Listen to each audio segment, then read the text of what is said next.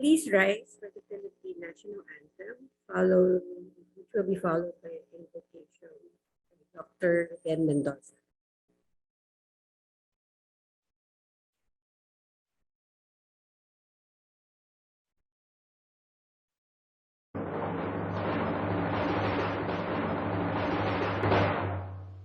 Bayang magiliw, kailan sa sinanganan, alam ng puso, sa dibdib mo'y buhay.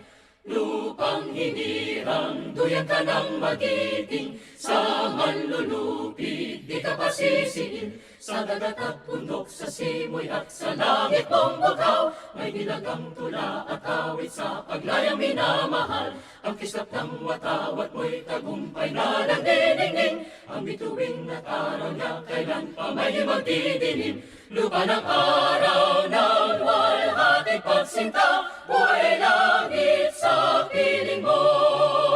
Ang hinigaya na pag may mga api, ang mamatay ng dahil sa'yo.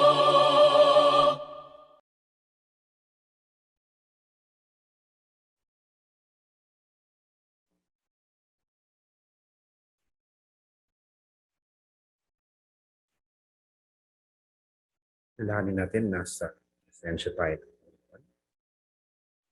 Pangalan ng Ama, Anak, Espiritu Santo. Amen. Pagmahal na, salamat po sa pagkakataon nito ipon upang pag-usapan ng isang napakahalagang paksa bilang para sa akademya pero pati rin sa tungkol sa pagiging queer at ang pagiging Kristiyano. Hiniling po namin na sana magbunga ang umagang ito, naway mas naroon namin maunawaan ang tawag po sa amin sa pamamagitan ng talakayan na nangyari. Na sana'y mas mapakinggan namin ang isa't isa, matuto sa katotohanan at kumilos ng naayon sa Espiritu. Pinapanalangin din po namin ang aming bayan na sa ngayon ay nagdaos pa lang ng eleksyon. Sana ang iyong espiritong gumabay sa mga nanalo sa halalan nang sa ganon ay tunay na makapaglingkod sila sa mga napag-iiwanan sa mga nasa laylayan ng lipunan. Naway palagi sa puso nila kung ano ang makabubuti, hindi para sa kanilang sarili, hindi para sa mga. Lahat ng panalangin nito, inihiling namin sa ngalan ng Panginoong Jesucristo. Amen. Sa ngalan ng Ama, Anak, Espiritu Santo. Amen. Pwede na ho tayong maupo.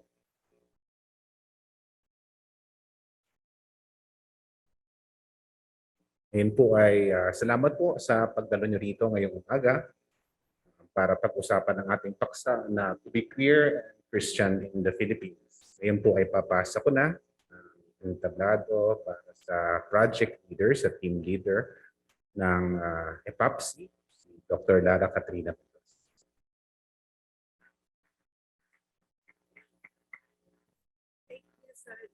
So, good morning, everyone. Thank you for attending our public lecture entitled To Be Queer and Christian in the Philippines, Insights from the Queer Christianity Project. I would like to welcome our live audience here at Escaler Hall, as well as our audience on Zoom. Thank you for making it today. So,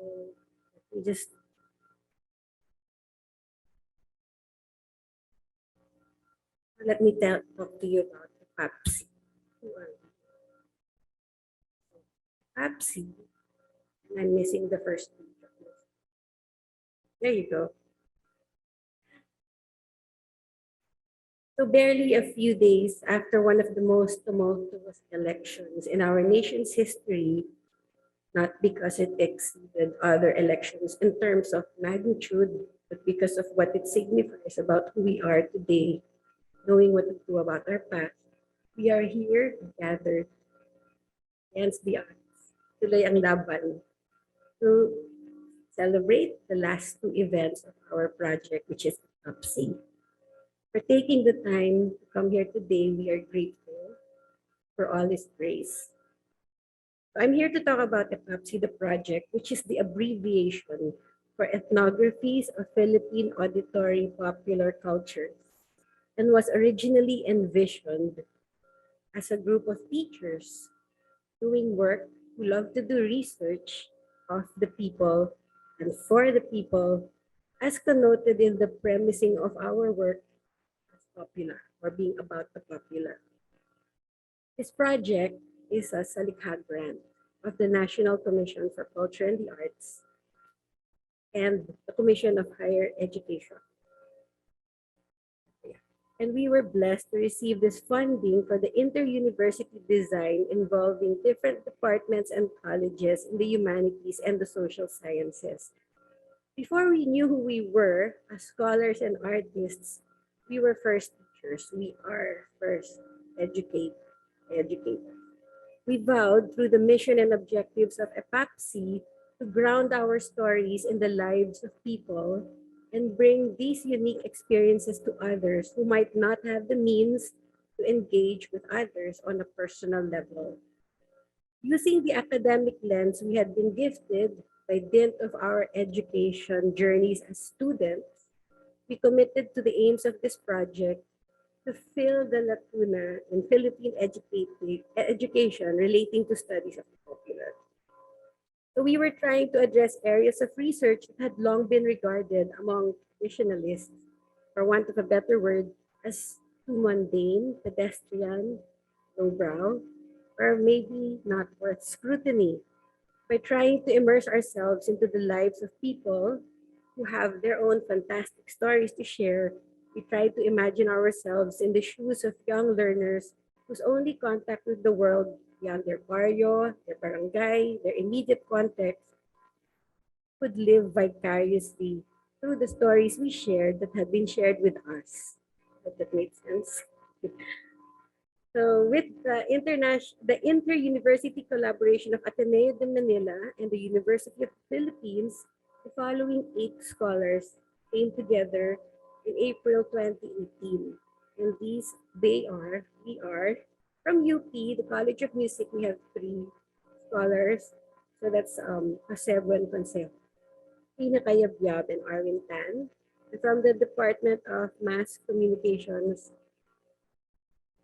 College, walang broadcast. Department of Broadcasting, we have Elizabeth Enriquez. From Ateneo, originally from the Department of English, in 2018, it was myself and Alona Guevara. From the Department of Communication, and today the chair, Anjo Lorenzana. From the Development Studies Program, the director, Jayeel Cornelio, also our incoming dean for research. Yeah. And it was also because of this project that Dr. Cornelio, Jayeel, and I ended up in 2019 together in the ES program. Next page. Okay, so EPAPC is a project that produces creative and scholarly works, both artistic and academic, grounded and rooted for the nth time in the popular. As such, these have been our modest achievements in the last 3 years, excepting the year of COVID in 2020. So, to disseminate our research and grow from interactions and dialogues with other esteemed scholars in their fields of expertise, we have participated in our own individual capacity in local and international conferences. We, as a project, also committed to host national and international conferences. So that's done and dusted with this. The national conference was here in Ateneo in September 2019. And then the international conference in late January to early February, just before the lockdown of 2020, just before the pandemic, put ourselves in a state of reflection. Second, to harness creative impetus, disciplined by our research interests in music and media, we also produced, past tense, video documentaries that capture the auditory histories and cultures embodied by specific music groups and subcultures. Scholars involved had the opportunity to write, produce, and direct their own films with indie film budgets, aka shoestring budgets, always with the knowledge that we were using pera ng bayan. So we couldn't overspend. So there are four na naka-plan. And so I'll just talk about the four briefly.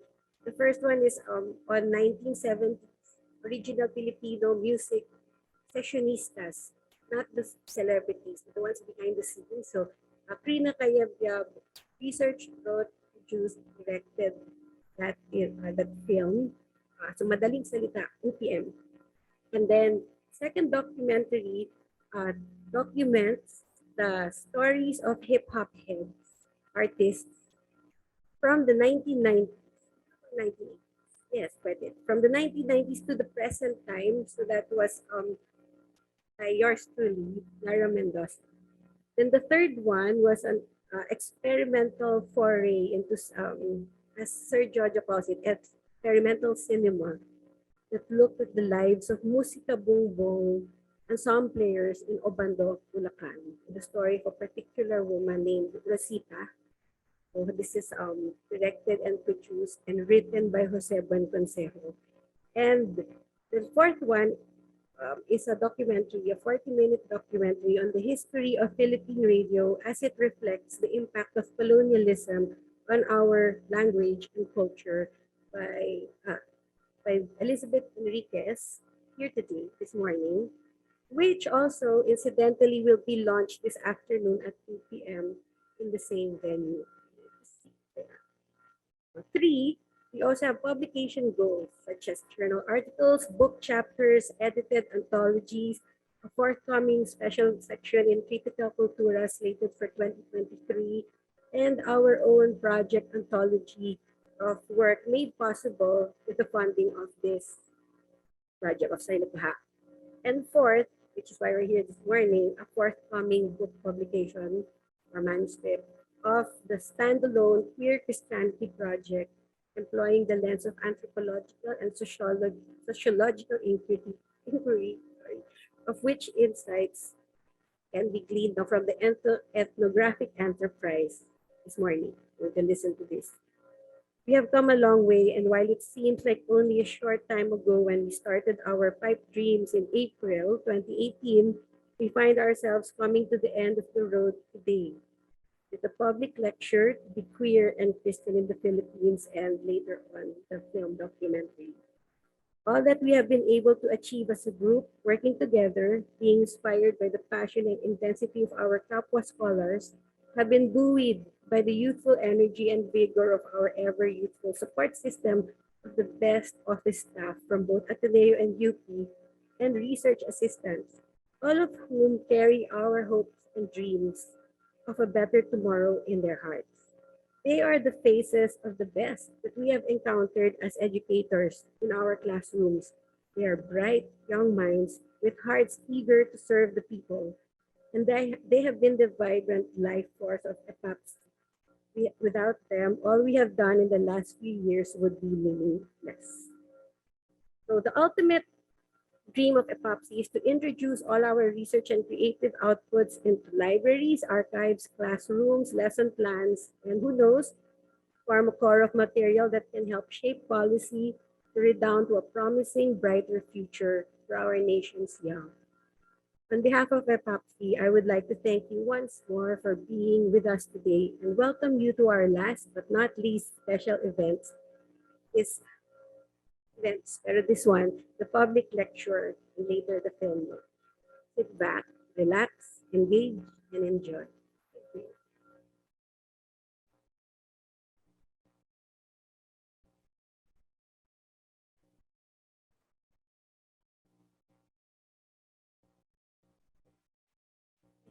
MC nga pala, sorry. Okay, sorry. Sabi ko, dead air.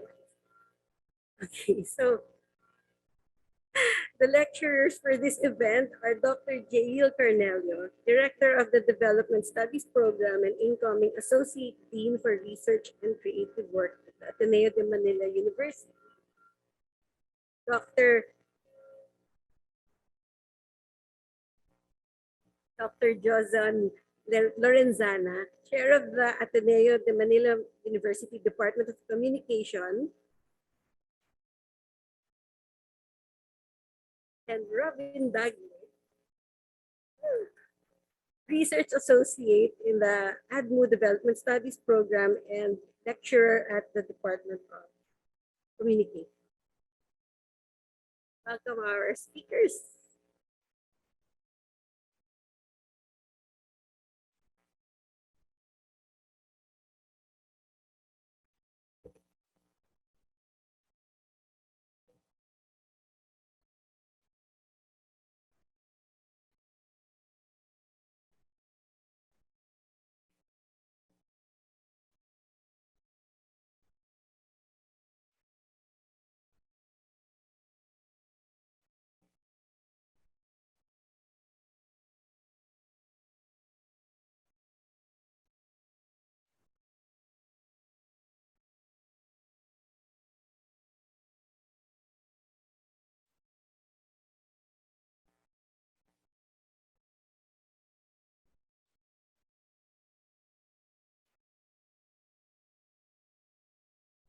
Thank you, Dr. Mendoza, for the generous introduction. Colleagues, friends, and research participants of the EPAPC Queer Christians in the Philippines project, good morning. We are delighted to see you here at Escaler Hall to hear our presentation on contested unfreedom, being queer and Christian in the Philippines. Today's lecture is a milestone in our research journey. After more than 2 years of fieldwork interrupted by the pandemic, our team is finally able to share our findings with the public, especially with our research participants whose stories of struggle, pain, and hope shed light on the plight of young Filipino queer Christians. Not only do we seek your thoughts on how we understand and represent your experiences, but also contribute to the larger conversation on faith and sexuality. Our presentation is divided into 2 parts. First, I provide the background and approach to our study. And then second, Dr. Jayeel Cornelio and Mr. Robbin Dagle will discuss one of the themes of our research, situation of religious unfreedom, which characterizes the experiences of young Filipino queer Christians. What inspired us to investigate the experiences of young queer Filipinos dates back to a momentous event in the Christian world. On a flight back to Rome from Brazil on July 29, 2013, a journalist asked Pope Francis if a gay lobby existed in the Vatican, to which the Pope responded, "If a person is gay and seeks God and has goodwill, who am I to judge?" The Pope's statement signaled a more welcoming church. Crucially, it energized the debate on the place of LGBTQ plus people in Christianity and the place of faith in the lives of LGBTQ plus. Like many scholars, Jayeel, Robbin, and I were inspired to examine the resonance and dissonance of faith among our people. However, on 23 March 2021, the Congregation for the Doctrine of the Faith reaffirmed the Church's position that, quote, same-sex unions cannot be marriages, unquote. We are again in a state of existential uncertainty. Nevertheless, our work provides an account of how queer Christians deal with the contradictions of their faith. The traditional teaching of Christian churches on the prohibition of homosexual relations is at the heart of the struggle of queer Christians. Studies tell us about the immense crisis of identity brought about by a contradiction between church teaching and sexuality of queer Christians. Such crisis is often accompanied by a deep emotional and psychological turmoil. But queer Christians are not persons devoid of agency. Scholars have identified responses to their struggles with their faith. Queer Christians reject their religion or gender identity. They may also compartmentalize their religious and sexual lives or attempt to integrate both. Finally, queer Christians may subscribe to alternative theologies which embrace and recognize their sexuality. Our research aims not only to validate the general experience of crisis and turmoil among queer Christians, but also find out locally specific ways of responding to the issues posed by Christianity and non-heteronormative sexuality. The Philippines is a productive field of inquiry to examine the experiences of queer Christians. Not only is the country predominantly Christian, but also home to several Christian communities, from Protestants, evangelicals, and Pentecostals to our local Christian churches such as the Iglesia ni Cristo and the Iglesia Filipina Independiente. While Philippine society generally tolerates LGBTQ plus people, according to the International Social Survey Program, it has increasingly viewed same-sex relations as, quote, always wrong. Thus, amid Pope Francis' famous quip, "Who am I to judge?" everyday experiences of queer Filipinos suggest suffering. For example, local scholars describe the LGBTQ plus experience in terms of physical and psychic violence and its enduring pain. Their acceptance in society is conditional, depending on their material worth and labor. While Filipino queer Christians tend to abandon their faith, many remain faithful, especially those who belong to church communities who recognize them and have initiated dialogues to rethink their position on non-heteronormative sexuality. Given this contradictory social situation, how do we make sense of the role of Christianity in the lives of LGBTQ plus Filipinos? What do their experiences tell us about how various Christian churches relate to their queer members? How do queer Christian Filipinos see their current and future prospects?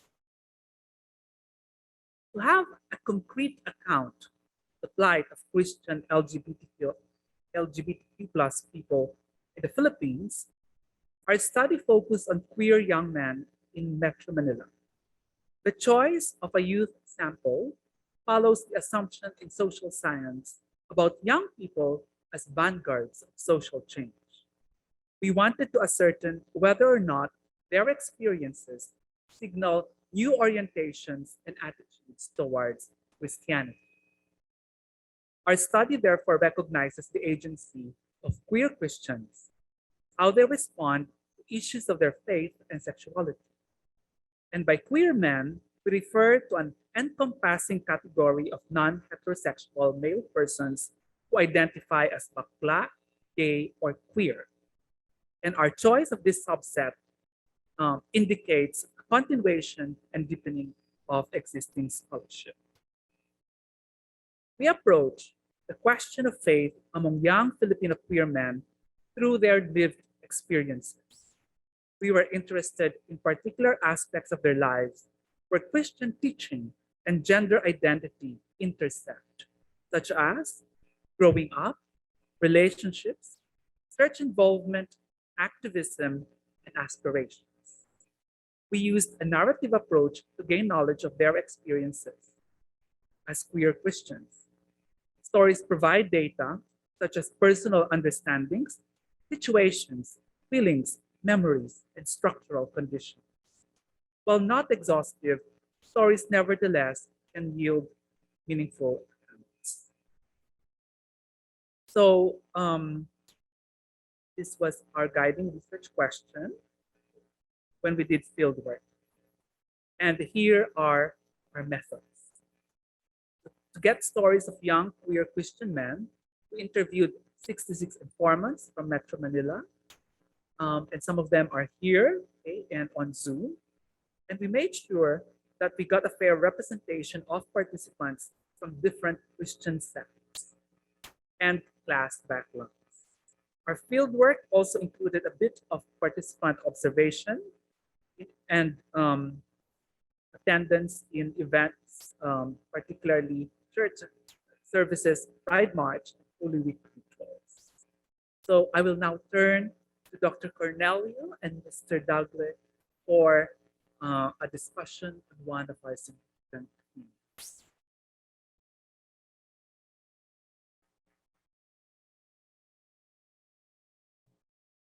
Okay, so good afternoon. Good morning, sorry. So for this particular study, we are still in the process of writing our monograph that will essentially synthesize and summarize all the findings of our study. But over the course of the past 3 years, we have already produced papers detailing some important insights that we have come across. One of these is weaponizing religious freedom, same-sex marriage, and gender equality in the Philippines that I co-wrote with Dr. Jayeel Cornelio.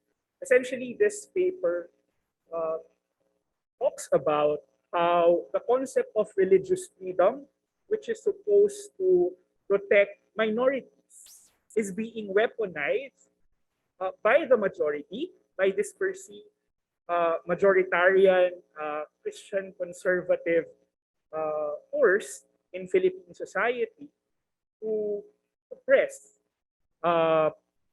movements or legislation related to same-sex marriage and gender equality in the Philippines, specifically the SOGI Equality Bill, which has been in Congress, which has been stalled in Congress for more than 2 decades already. This is our second paper, which is awaiting publication. Over to Dr. Jayeel for talk about this paper. Magandang umaga po sa inyo lahat. Let me ask. The rest of our time together will be devoted to discussing this forthcoming publication, which is also part somehow of the monograph that we are writing. It takes a long time, Ma'am Betsy, to write a monograph. It takes forever. Forever is not enough. So, and given the turn of events right now, we expect that the situation is gonna be more challenging for us to be writing this. But we are in fact halfway done with the monograph. We could also talk about the monograph and some of the findings there, maybe during the open forum. Some of those ideas were already mentioned by Dr. Lorenzana as she introduced our presentation today. Pero this time, the next couple of minutes, allow us to spend time and our energy on this forthcoming piece. We feel that could be relevant to many of us today and those who are joining us via Zoom. And this has to do with how young adults, queer, male, 21 to 30 years old, grew up in Christian denominations across all the across the spectrum, from the most rigid to the least rigid, in terms of their position to SOGI and queerness, and policies concerning same-sex marriage and gender equality. We're hoping that through by surfacing the different modes that they contest on freedom, we would have a better appreciation of their agency, exactly what Dr. Lorenzana mentioned in her introduction. But also at the end of our presentation, we're going to highlight yung mga limitations. It's one thing to celebrate agency, but it's also another thing to recognize that there really are structures that make this agency of contesting on freedom quite difficult in the Philippines, which is among the most religious and conservative societies in the world. Simulan natin sa isang kwento, ladies and gentlemen, mga kapatid, everyone. JD 25 is a member of the Jesus is Lord Church, one of the fastest growing evangelical churches in the Philippines and among Filipinos around the world. To describe his experience as a gay man in his congregation, he uses the Filipino word for suffocation, nasasakal. Nasasakal ako, Kuya Jay. Having been raised in a tight-knit community by parents active in church, JD had taken on some responsibilities himself in several ministries. So parang naging active. Alam niyo naman, if you're a born-again Christian, you will be involved in Sunday school and young people and all sorts of ministries that you can think of in church. He knew how difficult the situation would be if his congregation found out if knew his own orientation and gender identity. And his congregation obviously opposed the anti-discrimination bill in Congress, yung SOGI, we'll get to that shortly. He had already come out to his parents, yung kwento. So nag-come out na siya sa kanyang mga magulang, but he was asked to reform his ways. Classic. No? Classic. And when JD was later diagnosed with HIV, he did not expect the reaction he received from his parents. Sabi ng kanyang mga magulang sa kanya, in my mind, I was expecting that the conversation would lead them to ask these questions. What do we have to do? Do we need to have your medical checkup? What procedures are needed? What medicines do you need to take? But no, the conversation went, why are you gay again? I thought you were already straight. I thought the Lord had changed you. JD's experience echoes that of many other people living with HIV in the Philippines, many of whom experience stigma due to the disease's association with immorality and sin. No wonder then that JD has found more welcoming spaces to express himself in the presence of friends and peers outside of his usual church-based circles. He even occasionally attends a local congregation of the Metropolitan Community Church, and we are very thankful that we do have representatives in our audience right now. Maraming salamat po. An LGBTQ plus affirming community founded in the US in 1968. Like JD, most of our interlocutors have managed to confront varying degrees of unfreedom within their families, communities, and themselves, experiences not uncommon in a society laden with contradictions in its regard for LGBTQ persons. Mga kapatid, this opening vignette points to the ongoing struggle of LGBTQ plus persons in the Philippines. This is the case because they are caught in the middle of divergent attitudes towards the LGBTQ plus community. Tension? Divergence? What do you mean by that, Jayeel? Bigyan ko lang kayo ng konting statistics at babalik ko na to kay Robbin. To be sure, the overwhelming majority, 73% of Filipinos, believe that homosexuality should be accepted by society. Galing, di ba? 73%. This makes the Philippines a global outlier. Most LGBTQ plus affirming societies tend to be wealthier. Hindi pa tayo pasok sa wealthy as a nation, pero we already have a very tolerant attitude towards LGBTQ plus people. And yet, ngunit, Filipinos have consistently rejected sexual relations between two adults of the same sex. So may tanggapin pero wag mag-sex. So yun ang nakikita natin. In 1991, 80% considered these relations always or almost always wrong. By 2018, akala natin nag-progress na tayo, tumaas ito to 94%. So practically all of us, in other words, I mean, maybe we're the more progressive one. We're the part of the 6%, like we are part of the minority. No?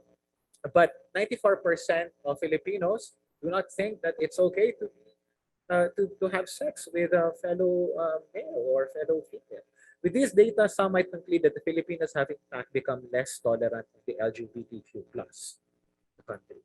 Ang tanong that we're posing now in the next couple of minutes, how do these interlocutors, yung mga kinausap namin, the 66, how do they navigate the spaces of unfreedom? And what do we mean by spaces of unfreedom? The varying forms of refusal to recognize the presence of queer people and acknowledge their discrimination constitute spaces of unfreedom. Obviously, these are deeply felt in intimate spaces like the family and the church, obviously. But these spaces of unfreedom are also spaces of experienced restrictions, especially in the form of gender stereotypes and homonegativity.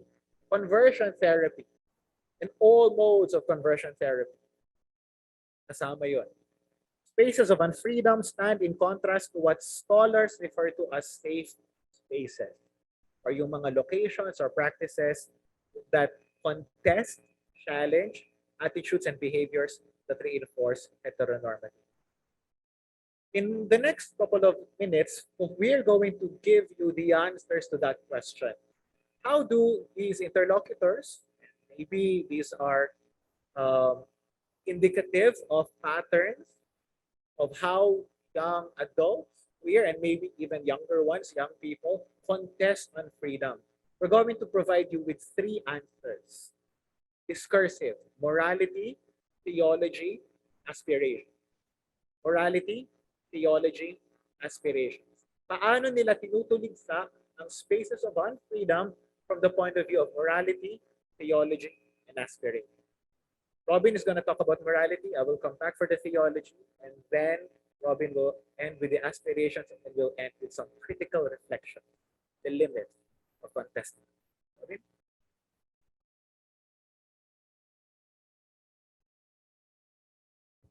So let me begin with the first, moral reasoning. So no matter the church's position on matters of gender and sexuality, many of our interlocutors have chosen to abide by their own personal ethical code. As long as you do good, then you're okay. Sa Filipino, as long as wala akong natatapakang tao, as long as hindi naman ako nakakasakit ng tao, okay lang. Hindi ako nakakasala. As many of them have articulated, there is nothing wrong with being gay or bisexual, as long as we are not hurting anyone. For them, this moral disposition asserts their place in spaces of unfreedom. This statement, however, does not immediately signal a wholesale rejection of their church's teachings, their faith or God. Usually, naririnig natin pagdating sa mga ganitong usapin, ang response, tumatalikod agad sa simbahan. Pero as we found in our research, in our study, especially here in the Philippine context, much more complicated than that. Some have learned to ignore or compartmentalize their church's positions on gender and sexuality. May compartmentalization doon sa teaching and doon sa kanilang moral code, personal, ethical, moral code. This moral framing of not hurting anyone is thus useful in helping them affirm themselves. For some informants exposed to more progressive Christian views in spaces such as universities, like perhaps where we are right now, they're able to reconcile their own experiences with the core tenets of their faith. Their moral resistance, in other words, lies in accepting who they are. Patrick, 24 years old, a Catholic bisexual who works in a faith-based organization, shares this conviction. And I invite you to read the quote along with me on screen. I'm trying my best to approximate the love demanded of us by being a Catholic in my everyday life. For me, my charity should not be limited to what I give on Sundays in church. For me, that love means addressing issues around me that I see. That means loving that seeks to dismantle things that have prevented love from happening. I feel that our faith is not a petty faith that prevents people from loving each other. Our faith imagines so much more than that. And for me, to fixate on one small thing, referring to the teaching of the Catholic Church on homosexuality and same-sex marriage, he describes it as one small thing, that I disagree with prevents me from pushing the boundaries of what and where I am, of where else I can be. So for me, I think I am a good Catholic regardless of the things I've done. Again, going back to that core tenet of love. Our faith not being a petty faith. Our faith being so much more than what it teaches on matters of gender and sexuality. Patrick goes on to explain that while he had fears of disappointing his family, faith was never a cause for desolation. Rather, it was a space of consolation, especially during times when his exploration of his sexuality was staring at him. This is because his Christian faith has taught him that love is about acceptance. Thus, being queer would not be an issue to Christ himself. To continue, I imagine that if Jesus were around right now, the people he would invite to his banquet are the gay men. And for me, like, being gay was not an issue to Christ at all. But I felt that it was a call for me to get to know myself again better out in the light, not in the dark, where I would simply have sex with random people I'd never see again. So my faith, it really complemented who I was, helping me accept my bisexuality. Dr. Cornelio will continue with the second.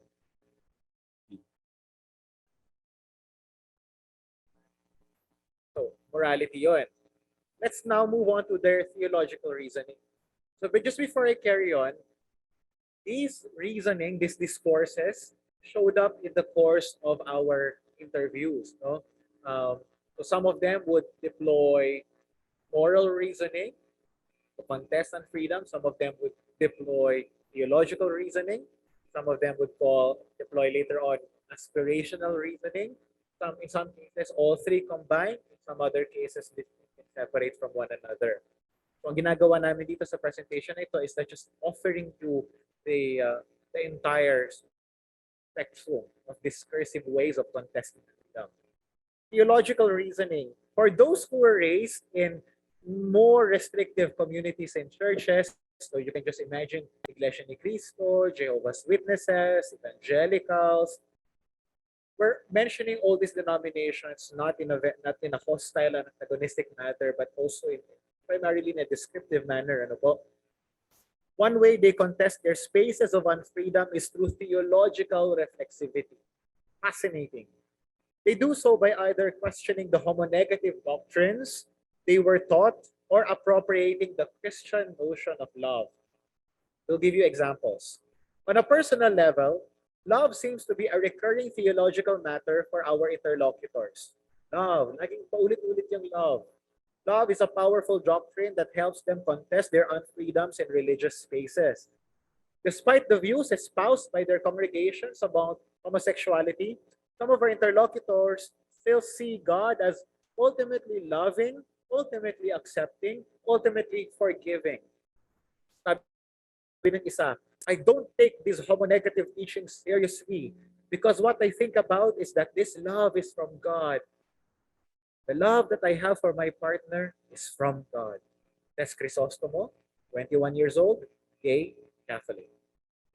Kevin, the son of a born-again pastor, is another example. 30 years old. Sabi niya, oo, I believe that being gay is contrary to God's grand design. Sabi niya yon. So he admits that because that's what he is taught in his church. And yet, he himself admits that there is something about the love one finds in same-sex relations. It makes being gay a divine experience. I love that, divine. Angel, you get this. Sabi niya, there are many times that I would rationalize gay love. Why would people think that gay love is evil and when the ultimate source of love is God? And whenever one finds security, peace, and love, kaya na nakikita niyo sa inyong screen, I think it's divine. Ultimately, I feel that being gay isn't really. Within that interview, nag-shift yung kanyang discourse from accepting the theological claim of the church to actually baka mahindi. Galing, no? Within one interview. Accepting that God is love is not only an emotional matter. For our other interlocutors, it allows them to appreciate God in a relational context. By doing so, they can put aside the discrimination they encounter from the religious institution. So ito yung perhaps one answer, bakit ka magsistay sa iglesia mo or sa church mo kung nadi-discriminate ka naman dyan? The answer, there are theological agencies at play. Merong nangyayari. By doing so, they can put aside the discrimination they encounter. Halimbawa, Pisces. This is a really nice name. These are also the names, no? Pero ito yung in the interviews, tinanong namin sila, papalitan namin yung pangalan mo, ha? Anong gusto mong gamitin namin pangalan para sa Pisces? Walang kaabog-abog. Pisces ako. Diba? Diba yung natin? Right?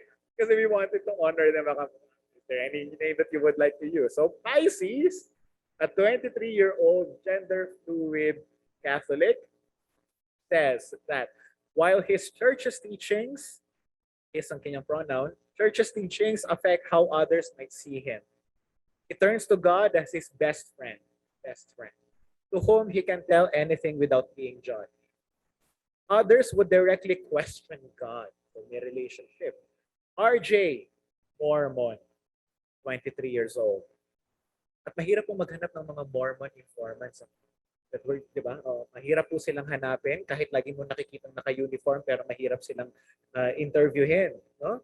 Totoo yun. Mormon uses the Filipino word nagtatampo, loosely translated as being disappointed, to describe certain points in his relationship with me. Sabi niya,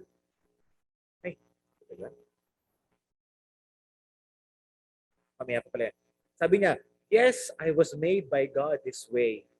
All of us are people. But you know, I would express my disappointment to God. But if God really made me this way, why did he let this happen? Why did he not create me like the others? Mabigat to. Because if I were to choose between being gay and being straight, I would choose to be straight. You know what I mean? Because they're more free in the sense that they don't experience discrimination. Unlike we have to fight, we have so many things to fight against. Lalo na sa kanila. So doon may conversion therapy talagang. If you don't call it therapy, violence, that is a better word to use. Believing that God is love also means being able to find divine forgiveness. MM believes that God still forgives him whenever he acts on his sexual urges. These theological viewpoints, as it were, are not only a result of individual struggles. As we have sa literature, napipilitan kang magkaroon ng ethical reflection in the literature on gender and on freedom, religious freedom and all that. You are forced to reflect ethically about your position when you are confronted with questions and complex situations. So it's not morality, in other words, it's not only shaped in the congregation or in the classroom where philosophy or ethics is taught, for example. You are actually forced to be ethically reflective when you are confronted by these situations. Richard, a 23-year-old evangelical, recalls that he was taught to suppress being gay in church. Sabi niya, he even tells us that our interview with him was an opportunity to release my tensions. And in a way, pwedeng mabanggit din ito ni Robbin. In so many of our interviews, yung masaya, biglang merong drama, and then may iyakan. Very powerful ang interview, not only as a data gathering tool, but a cathartic tool. So in that sense, mabablur talaga yung line mo as a researcher. So interviewer pa ba ako ngayon, Jayeel? Or counselor na ako ngayon? It's a ongoing debate for us in the social sciences. Are we counselors now or are we still interviewers? Lalo na sa mga ganitong topics na pumapasok ka sa isang area ng buhay na hindi nila pinag-uusapan in an otherwise private setting. He even tells us that, yun nga, release my tensions. Richard holds that he is now at peace with himself. Let me just describe him a bit. Having met supportive and non-judgmental friends in university. But he feels for queer youth who may be now experiencing what he went through. Look at what he said here. Sabi niya, it makes me very angry, especially when you think about and the other kids similar to me who are probably in high school now and in tight-knit Christian communities. They must hate themselves. And they're asking why God allowed them to become like that. They must be asking, if God really created me, why did God allow me to be like this? There's that. There's that cycle of self-hate. Until now, actually, I still have this struggle. So I think you can see where I stand when it comes to the church. But it could be overcome with the right support, the right. Robin, let's turn to the aspiration.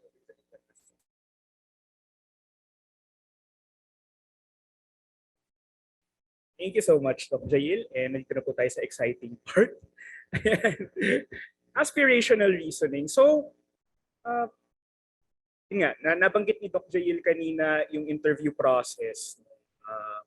Pagkaharap kami doon sa aming mga naimbitahan, nakapanayam. So it's always a humbling experience and we are thankful for the 66 people whom we interviewed. We are really thankful for opening their lives and hearts to us, or total strangers, no, and entrusting their stories. Some of them disclosing it for the first time with another person. So we are really thankful. And what is common to these interviews is the sense of hope. Despite the trauma that they have encountered for a better part of 2 decades, or essentially their whole lives, no, naroon pa rin yung pag-asa. No? And let me just outline some of perhaps the reasoning and the external social factors, no, for this hope. So the last way in which queer Filipinos contest their unfreedom is through aspirations. Kanina moral, medyo personal, theological, structure sa simbahan, and now aspirational, no, in terms of the future for society. Common among many of our interlocutors is the sense of hope in the future of LGBTQ+ persons in the Philippines. The aspiration is to build a freer society in which queer Filipinos are accepted without any condition and their presence in their churches no longer condemned. So at one level, their sense of hope rests on the changing attitudes in society with which we began our article. So we notice this to be the case, especially among interlocutors from less affirming denominations. So babalikan natin si JD, no, kanina, yung kinuwento ni Doc Jayeel. While he believes that LGBTQ+ people had no future in his evangelical community, sa JIL wala silang future. His words, not ours. He senses that society in general is shifting towards greater acceptance. I'm hopeful that change would happen, he shares with us. At another level, however, this sense of hope is also a result of what our interlocutors are observing in their own faith communities. This is certainly true among those who come from the Catholic Church and mainline denominations. So in the Catholic Church, no, as what Dr. Lorenzana mentioned at the beginning of our lecture, Pope Francis's positive outreach to LGBTQ+ persons gives hope for the future, not only in the church but also in society. So Doc Anjo already mentioned the quote, "Who am I to judge that rock the Catholic world?" No? And while Francis has not changed any church teaching on homosexuality and same-sex marriage, and sometimes he would show na merong push and pull, no, he recently made moves that signal his readiness to listen and engage compassionately with LGBTQ+ persons. Most notably, in 2021, the Pope wrote a letter to Sister Janine Gramick, congratulating her on the 50th anniversary of New Ways Ministry, a Catholic apostolate for LGBTQ+ persons, and lauding her for her closeness, compassion, and tenderness. This was a significant development since this same ministry had earlier been censured by the Vatican. So si Sister Gramick and si Father Robert Nugent, who were the founders of New Ways, were actually censored by the Vatican back in the, I believe, in the late 90s and early 2000s, no? Or even earlier than that, for, quote, not faithfully presenting the church's teaching regarding the intrinsic evil of homosexual acts.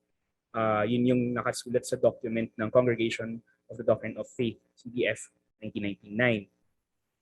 Even AJ, a 26-year-old self-described homosexual Catholic who is now agnostic, is happy with the Pope as he is very down to earth, thinks logically, and, quote, acts against traditional ways. So sabi niya, he is aware of how society is and what role the church plays in society. And because of that, he is able to, I'm not sure if he's making a change, but from what I know about him, he's very open to actually thinking logically in terms of human rights. And I hope that when this kind of leadership continues, then yes, perhaps there's a possibility that Christians will be more accepting of gay people. Even non-Catholics like RJ, another 23-year-old gay Mormon, told us that the Pope's pronouncements have helped him in his journey towards acceptance. Meanwhile, in denominations where openness and dialogue are encouraged, queer members continue to push for better representation and recognition. So si Santi, 23 years old, a youth leader of the Philippine Independent Church or the Aglipayan Church, the IFI, a nationalist church that broke away from the Roman Catholic Church in 1902 and is now part of the Anglican Communion. In 2017, the church released a historic statement, the IFI, declaring that it will be a welcoming church for LGBTQIA+ persons and a community where they can freely and responsibly express themselves. However, despite this progressive stance in the IFI, there is still some resistance among the church's more conservative members. Despite these frustrations, he continues to stay for those people who have left and cannot express themselves. So, sabi niya sa amin, bakit siya nananatili despite all of these tensions? Sabi ni Santi, my life is my protest. My being here is my protest.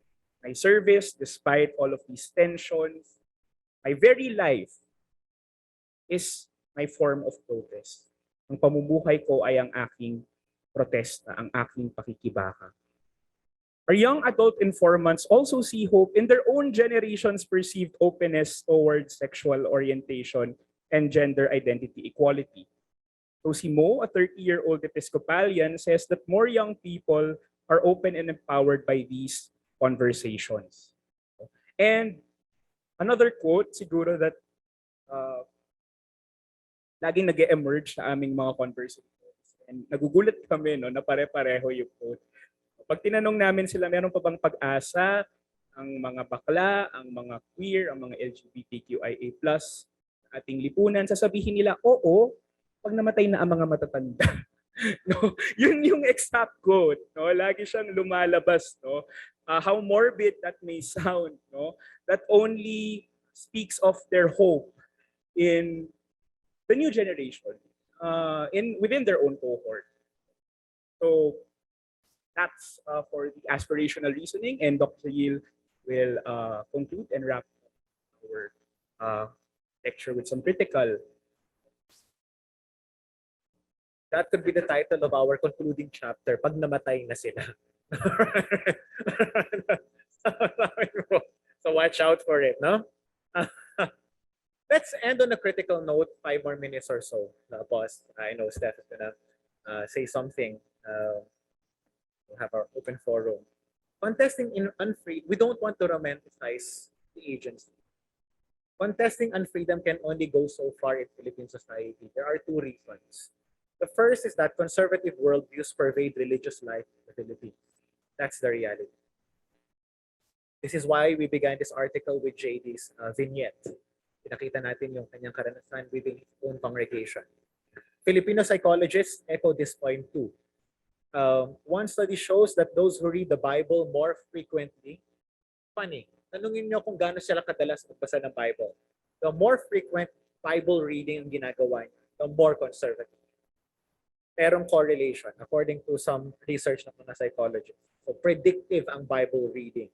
Hindi ko lang alam sa mga theologians, theology department natin. If you read the Bible at all, ano? Right.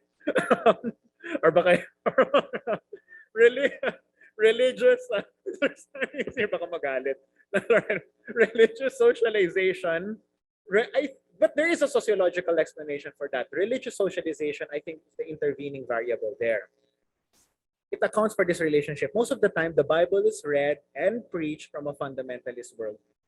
So mahina yung progressive or feminist or alternative ways of seeing the scriptures, not just in the congregation, but in the public. That's why Manny Pacquiao can get away with his statements, using the Bible as his text. The second reason is that our interlocutors' attempts to contest on freedom are mainly at the level of their personal or immediate circles. So kung doon lang ang resistance, wala kang structural change na mangyayari. In other words, their moral, theological, and aspirational worldviews are for them to legitimize their presence and identities. That could make a difference for them. But for society as a whole, medyo mahina yon. You need structural transformation. Halimbawa, SOGI and so forth. The SOGI Equality Bill. Which is why we end with some ways of how we can help this community. And if we are in this community, like many of us are, I can imagine, or allies at the very least, what can we do? Our proposal is to push for a more robust religious freedom. To contest religious freedom, push for a more robust religious freedom. And what do we mean by that? Last 2 minutes. Maybe the first one is, binanggit ni Robbin, our previous publication was on how religious freedom was being weaponized against the sexual minorities. Bakit? Bakit namin papayagan ng same-sex marriage? Eh di paano naman yung religious freedom namin? So paano yun kung ayaw namin silang ikasal? Ikukulong niyo ba kami? So doon umiikot yung conversation. Religious freedom, which is supposed to be a right in the service of the minority, has been weaponized by the imagined majority to defend, to protect the interest of the imagined conservative majority. Whether it's imagined or real, of course, is contestable, no? So we're highlighting two things to push for a more robust religious freedom, something for all of us to think about. The first is policy. We need the anti-discrimination bill, obviously, for obvious reasons. Why? Because there are spaces of unfreedom that are real to these people. Halimbawa, conversion therapy, right? Is there any law that people can use against forcing them to subject themselves to conversion therapy?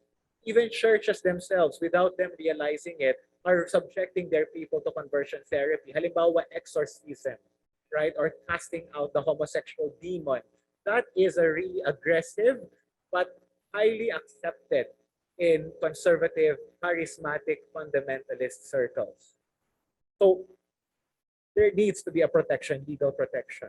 But the other one is less legal. It's more in terms of solidarity, or the formation of organic forms of working with one another.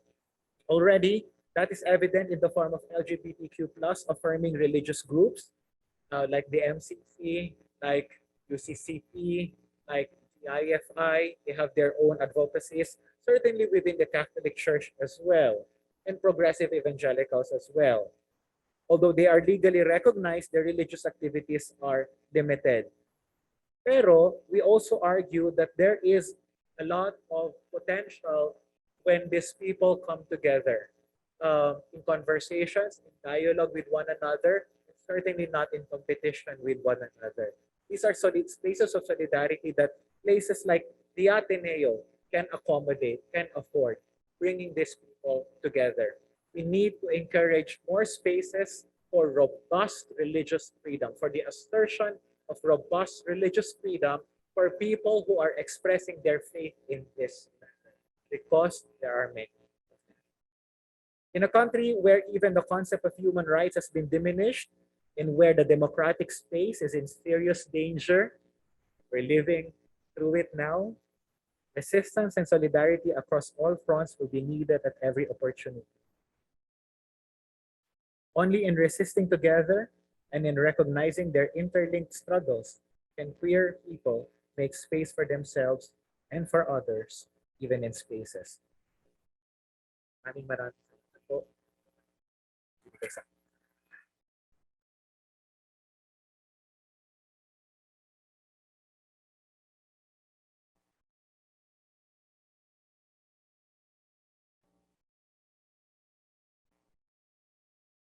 Thank you, Jayeel.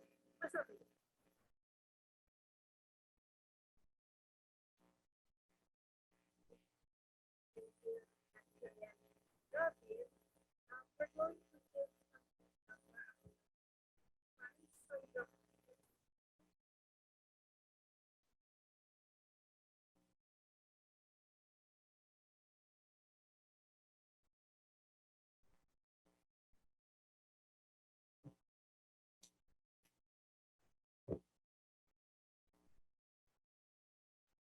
Thank you for that wonderful paper. And there's a lot there. I think that we can really talk about and unpack, but I'd like to focus on two particular points, I guess, or broad themes that I think, again, would be something important to consider.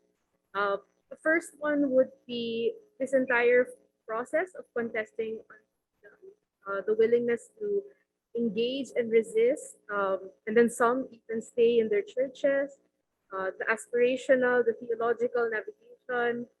All of these things actually dovetail with some some of what's happening also at the center, quote unquote, center of Catholic leadership.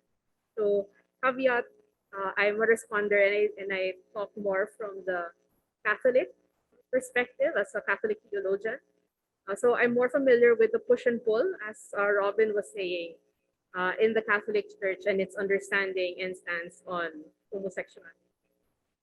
So you can see the progression, the changes in church documents and how they understood homosexuality. So if I could just give like a couple of quotes, and they can be, but they are unsettling and very much unjust. So words such as intrinsically disordered in the 1986 document.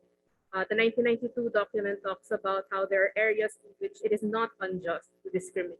So such as housing, children for adoption. So in those cases, it is just discrimination. So that was the 1992 document. And you now fast forward to 2015 to the Synod on the Family, and you now have paragraphs that say homosexuals have gifts and qualities to offer to the Christian community. So there was that shift or that change, but at the end, there is still that question of, okay, how are we going to welcome the LGBTQ without compromising Catholic doctrine on the family matter? So there's a lot of push and pull. There's a lot of movement. It's like 2 steps forward, 1 step back.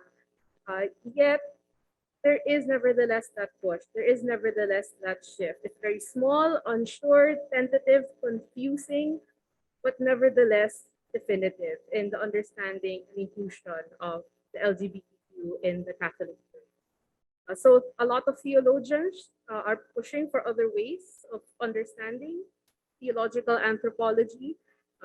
As you mentioned in your paper, the concept of love is quite strong. Margaret Farley's Just Love has been used, for example, but it is still quite messy. So Francis is known for that, like who am I to judge, and yet firmly rejects what he calls gender ideology.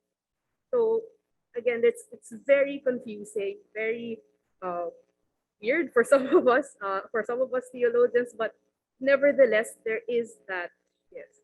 And often it's because of the battle lines that are drawn in the Catholic Church. So you have this focus on the person, trying to say like these are still people and they need to be cared for and affirmed regardless. Versus there are people who are saying, but we don't want to condone particular behavior. We don't want to say we're approving certain actions. So instead of focusing on the person, the focus is on the action. You have people focusing by saying, oh, we're worried about growing irrelevance, being unchristlike, versus the more traditional camp who would say, but we also don't want to confuse the faithful. And if we say that this is wrong, what else about church teaching is wrong? So there are these battle lines that haven't really been explored yet. And I think that's also something that I saw coming out in your paper that I think definitely can be explored and discussed more, like those assumptions at play when they're using the moral reasoning and then versus what the church is saying. The second thing that I wanted to highlight, like the path forward, so I was particularly struck in your paper by that line, a society for robust religious freedom inevitably means a robustly pluralistic society. Religious freedom includes that freedom to not live according to other people's religious beliefs. And I think the implication there is how conflict will be handled in any church, in any religion. I'm, at least from the Catholic Church's perspective, conflict isn't handled very well. We're very conflict averse in the Catholic Church. I think also, like, culturally speaking, as Filipinos, we're also like, we like our harmony, we like our unity, right? That's really something that we emphasize. Don't rock the boat. And especially in a church structure that is very hierarchical, okay, such as the Catholic Church and very top down, that usually ends up meaning, well, just follow whoever's on top and don't complain, don't disagree. So I think that's something that we can further discuss. Like, how do we handle the conflict? What can the Catholic Church do to handle that, again, the contesting of unfreedom, like those dissenting voices? How are those voices heard? And I'd like some points to that. Brad Hinsey, a scholar, theologian, talks about how these points of conflict are also points of grace. And I really like that. I really think that that's a good way of understanding conflict and hopefully opening us up to our understanding of conflict. Again, allow me to just give like a quote from Hinsey's work. So he asks, yet how is God's grace received and recognized in situations of conflict?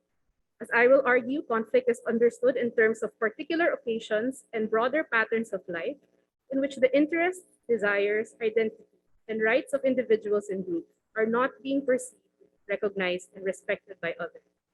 The offer of God's grace in these instances can elicit an examination of conscience and a repudiation of prejudice and behavior that provide the conditions for conversion and transformation, repentance, and healing. So how does conflict, which is usually associated with manifestations of subjugation, also disclose and actualize at the same time the power of God's grace at work in subject formation in individuals? And I think that's something that, again, can help us be more comfortable with conflict or dissenting voices. The second subpoint to that, again, handling these this disagreements rather than just rejecting or pushing them away, would be from another theologian, Raphael Luciani, who talks about the sensus populi. So in Catholic Church, in Catholic theology, we have the concept of the sensus populi, which is this instinct from God that allows us to know this is something from God versus something as not, very loosely. And often, though, the implication of that is like everyone will agree that, oh, this is the good thing, and then everyone will automatically agree that that is the bad thing. Luciani tries to nuance that and say, wait, there will be dissent, there will be different voices, and so we also listen to have a different view on opposing. We allow for them to be part of that census, and he calls it instead the census populi. So those are the things I especially wanted to highlight. So again, like that messiness at the center also happening, like those definitive shifts. And the second would be like the handling of conflict and dissent, especially since, as he said, like one of the limits is in the structure. So once you start moving towards a structure, you will have those challenges in terms of handling this.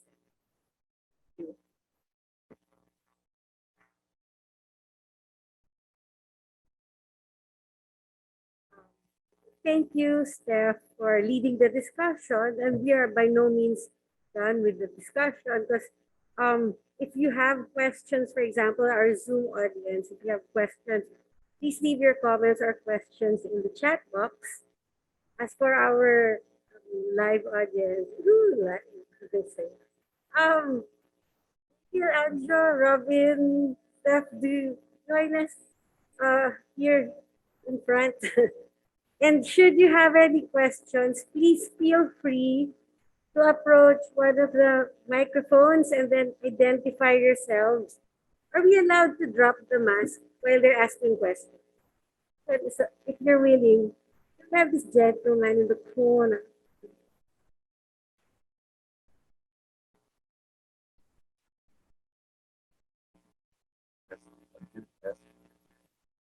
Okay. Hi, good morning. First of all, congratulations for this great and very groundbreaking research project. I find the results very interesting, and I think it is ripe with a lot of questions. And because, well, I come from the political science background, I want to, in a way, propose some possible ways that this research could branch out. But I'm curious if the seeds are present in your data.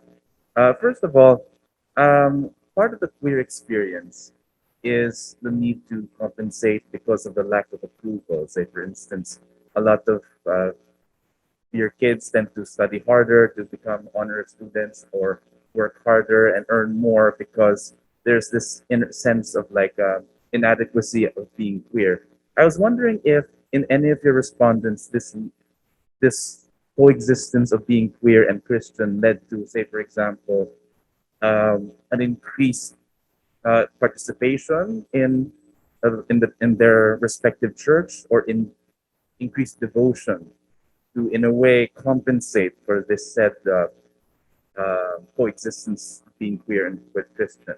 And number two, yeah, being queer and Christian also might. I was wondering how they would affect, for example, their political views. To be queer tends to be, they tend to go liberal, and to be Christian, they tend to be conservative. So when they're both together, I would hypothesize that they would have, in a way, moderate, either right of center or left of center. Or there are people who are queer and Christian but are firmly on the right, or sometimes are firmly on the left. So I was wondering if there are, if you maybe if you can explore more, or is there any early insight into this possible effects on political partisan views? Thank you very much.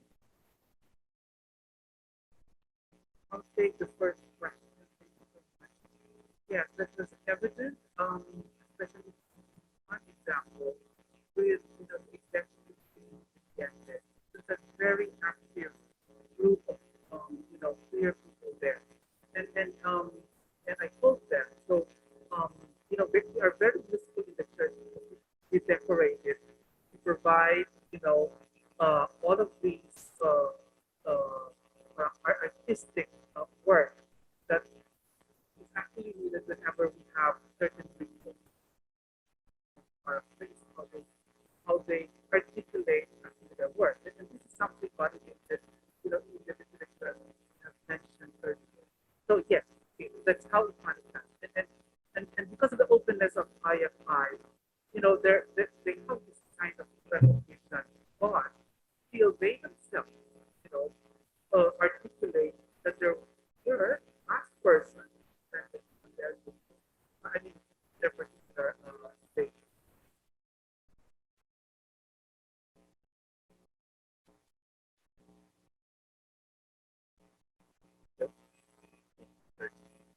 Hi, Matthew.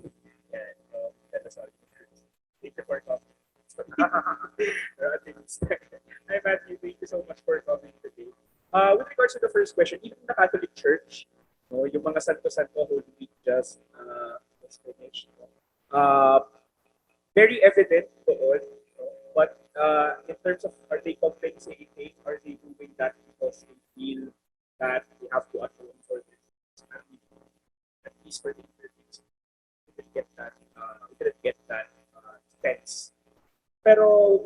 parang one of the striking quotes from one of our interlocutors na nagsasanto-santo.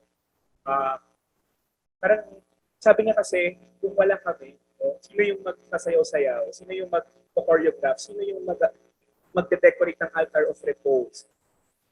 Kung wala kami, patay ang mga tradisyon ng simbahan.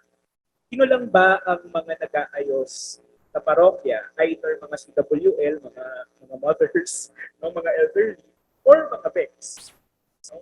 So that assertion, we're talking about assertion of space in these spaces of freedom, perhaps in liturgical, no, some yun. Being participative in the life of the church. So, number two, doon sa question mo about political leanings, hindi ko surprising siya, sir, pero there are quite a number of informants. And again, the limitations of the study, male non-heterosexual respondents, no, hindi sila sangayon sa SOGIL, some of them. Minority lang naman, pero lumalabas yun. They're not for the SOGIL, they're not for same-sex marriage because of theological underpinnings. So meron pa rin ganun. Perhaps we can explore that further down the line kapag sinulat na yung libro. Organized phobia, other factors.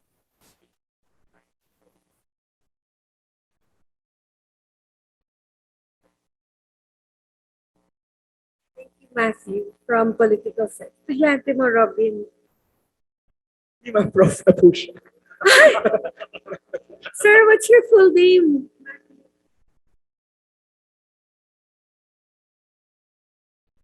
Matthew Ordonez. Thank you. May tanong si Miss Betsy.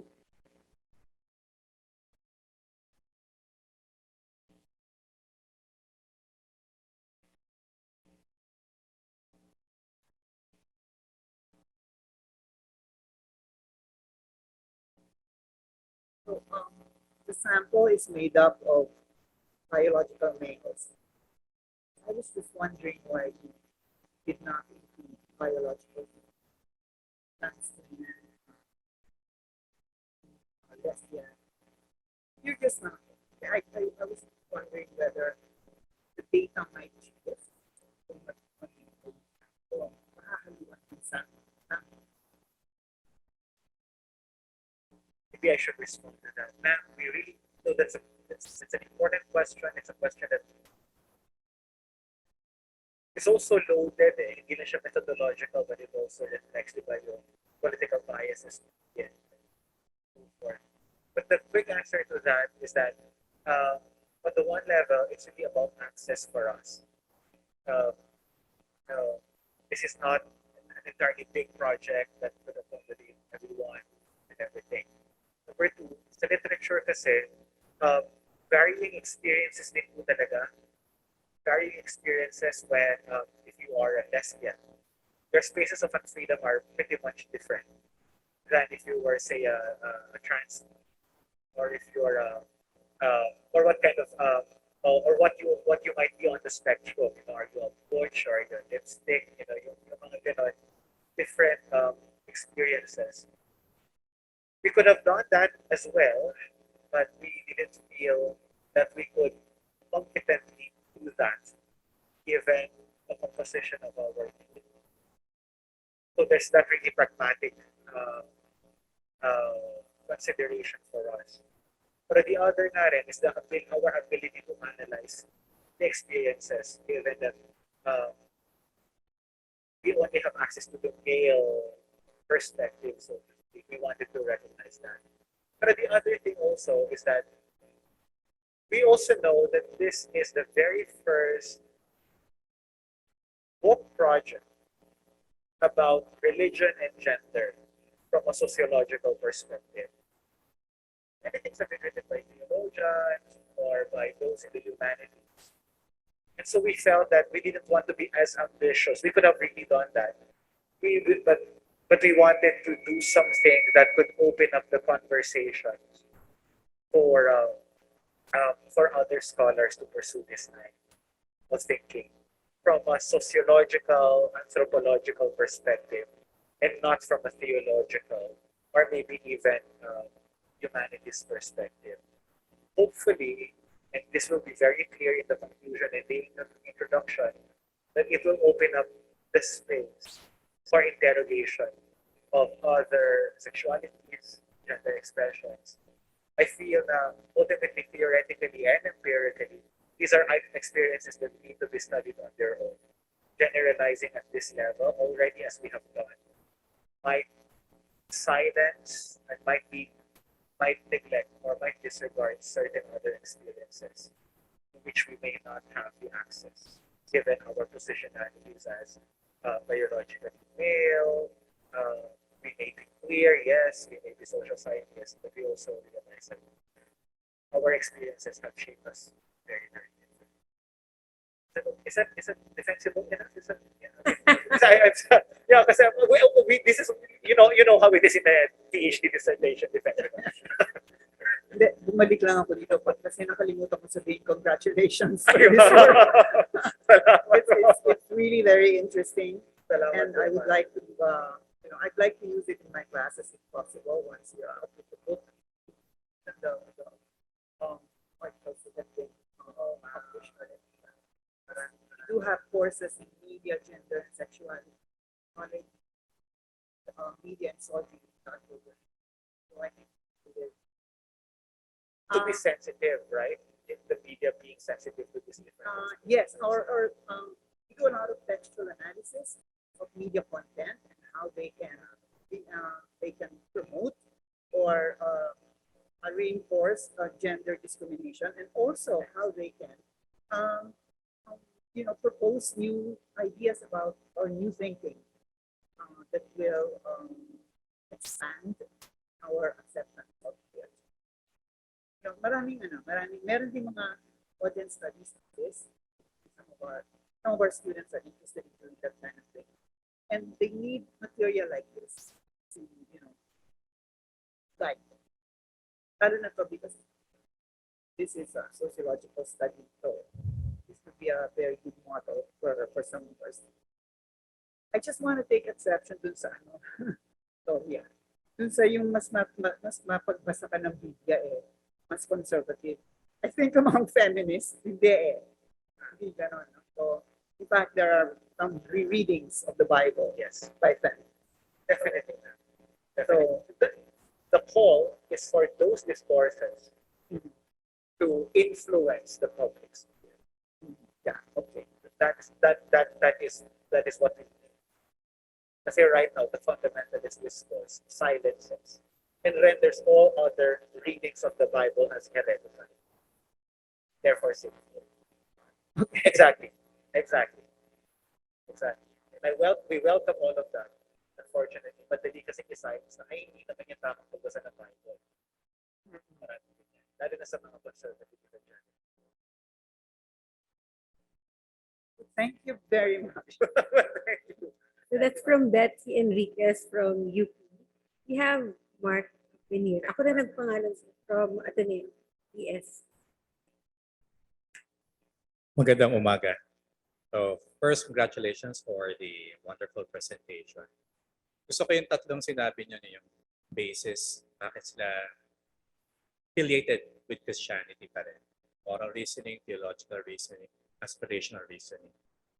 Pero isang bagay din na meron bang space din, for example, kasi yung Christianity has a wide spectrum, from ultra-conservative to progressive liberal.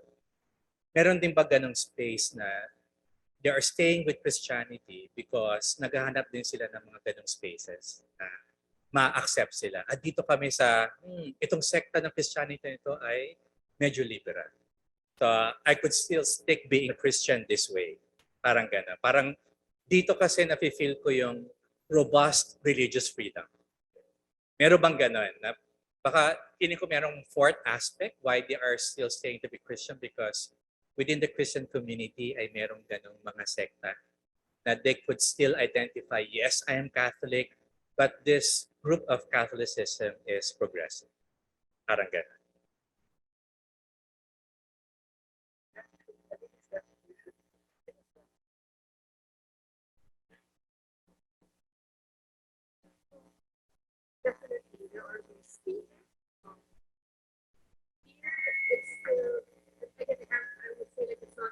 was like what I saw in the US, for example. Like in the US, it's already more organized, more developed. You have like really networks in the ways that are more like they don't have the resources that you have here.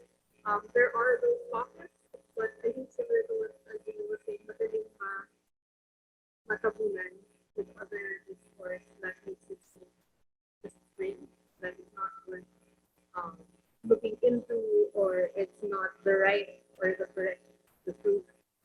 So I think like it's the support, the resources, and the organizing part that sana bigyan pa ng pansin mo, bigyan ng the resources.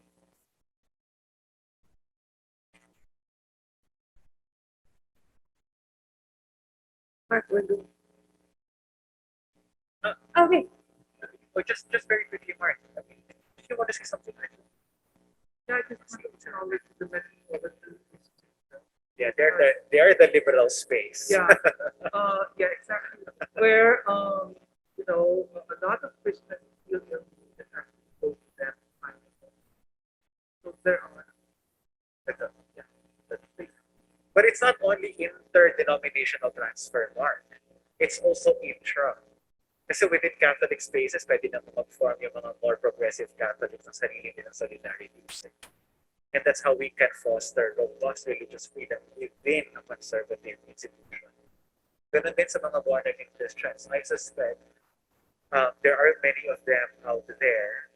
They just don't know to whom they could connect. In my own advocacy, na-discover ko yan when in my previous work on Christianity and the war on drugs, kami nila Ia Maranyon and Aaron Medina sa DS, we discovered that a lot of Christians were in fact troubled by the either implicit or explicit support that they would hear from their pastors for the war on drugs and therefore Duterte and the illiberalism of Duterte. When they discovered our work, they gravitated towards us, and without us thinking or considering it, we became part of that community, and there were solidarities that developed in the course of that period. Hanggang ngayon, meron pa rin relationships na gano'n. I think it's the same thing for this. Kaya yung ganitong book project, very important also as an intervention to tell the world that you're not alone.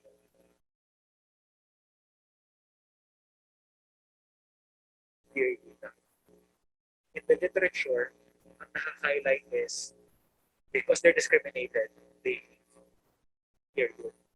What we are recognizing in our work, they are discriminated, they love the institution, they love their faith, they have their own ways of dealing with it, they stay, or maybe they do it. And that I think is very good. Thank you, Jayeel and Mark.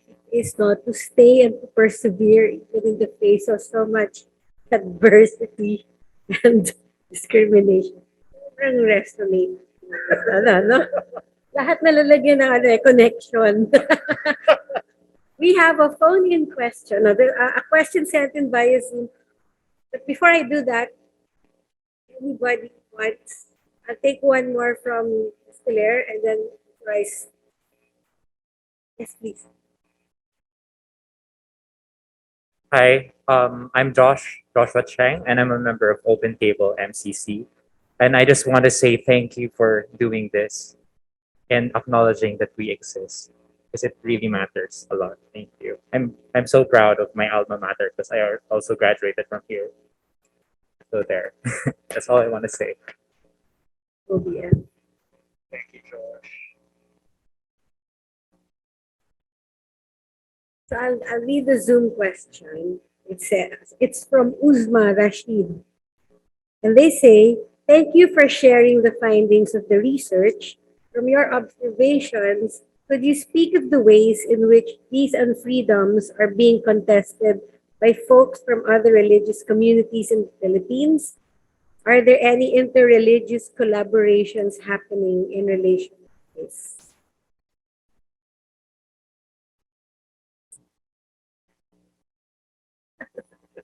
Robbin.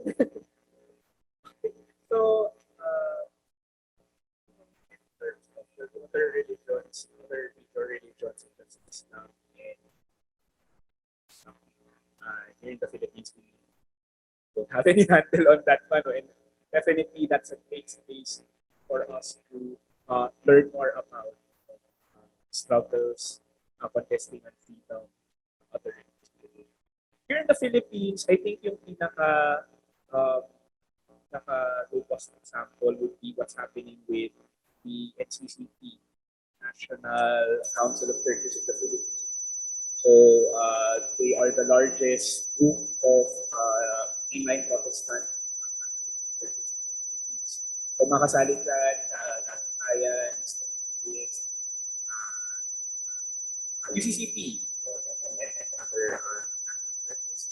And I was really heartened by the level of openness and their willingness to dialogue in matters of sexuality and gender, even HIVs. So, sobrang natuwa ako doon. And not everyone in NCCP is progressive or liberal. Meron sa mga NCCP medyo conservative pa, but the thing is, they are able to hold that space for dialogue and recognize the commonalities, recognize the social justice aspect of recognizing how important it is to recognize struggles of gender minority persons in the minorities. So I think that's a good example. Yung ginagawa ng NCCP yung kanilang dialogue within that space. Other religions, I'm not quite sure. That, of course, is the hope, again, kasi predominantly Christian society. No? That is the hope that with this intervention in the scholarship, there will be more interest in the experiences of queer young people growing up in different faith traditions. Even those who grew up without any faith tradition for that matter. Maliit lang naman yun, less than 1% of the population. But I can imagine that. It's still sizable in certain universities, for example. That's, yeah, it's an encouragement to all other scholars and emerging scholars out there. Personally, I'd be curious about Catholic groups. I mean, Catholic youth, charismatic groups. I didn't quite get the description earlier. Kasama rin sila. I grew up with ganon, shepherd. Yung concept namin, people are lost. Kapwa bata are lost. And there would be conversion therapy in our group studies. We had to shepherd them, told as shepherds. So it would be nice rin to suyudin mo yung mga Forbes Spark group, mga bukas na Diyos, ito yan. Parang mga singles for Did you? Yung mga ganun common negative experiences like aggression. In Catholic youth, charismatic, curious moving forward if ever. Interesting, kasi parang we found that more in those the conservative fundamentalists, the evangelical charismatic circles, the Catholics parang bias. The more fundamentalist nga the more, yun, kasi Bible touting na yun.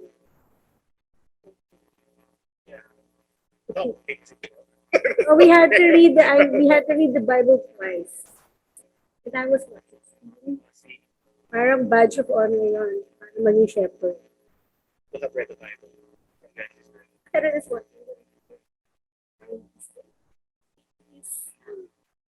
all those decades. Remember.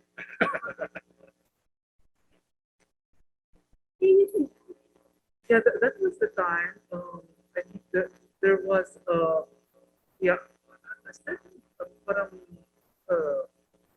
energy of fundamentalism in the church. And the time we were growing up, Yeah, I think because I define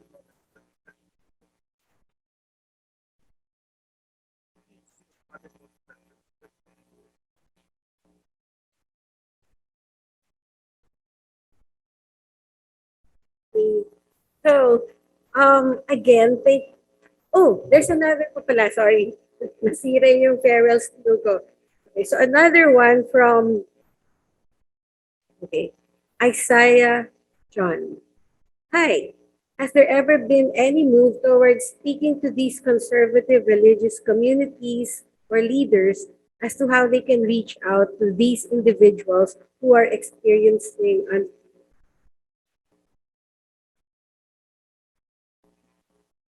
Has there ever been any ministry to reach out to these people? has there been Steph, would you any move? would you know? In terms of the topic, sorry, in the news, I confused myself. So the ministry to conservative, so that they will A move towards speaking to these conservative communities, religious communities or leaders, as to how these leaders and communities can reach out to individuals who experience unfreedom. So parang may outreach pa within. To the conservative. Oo. Yung parang siguro a move towards speaking to conservatives, nakausapin nila yung mga taong nasasakal. To Yeah. use the term. Yeah, I'm blanking on the exact names right now, but I have seen it, and it's not exactly big and it's scattered. I guess this is why, when I was answering the question a while ago, it was maybe the organizing and the resources na kulang. Because there are efforts, but at least from in the Catholic churches, there are efforts, but because it's not as and they're not able to synergize and work together as one. Parang hindi siya nagsisimula or hindi siya nade-develop into something bigger. So yung nangyayari parang you have these conservative groups, they'll hear it or either they'll reject it or parang hindi na I don't want to say go down, but parang hindi na papasok or hindi talaga na fully engage so that matutulungan talaga those who are being. So these discussions really need to happen.